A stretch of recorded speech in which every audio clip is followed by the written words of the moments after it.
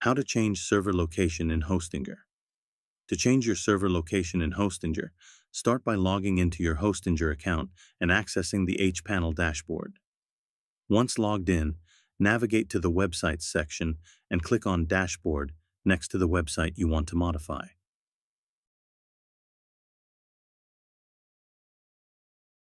In the left sidebar, look for Plan Details and click on it.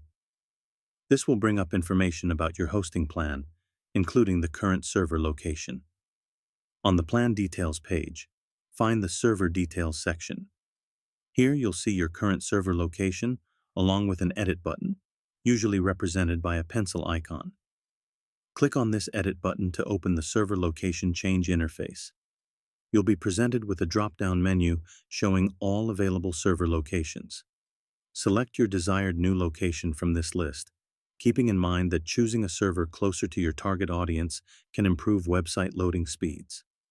After selecting the new server location, click Next to proceed.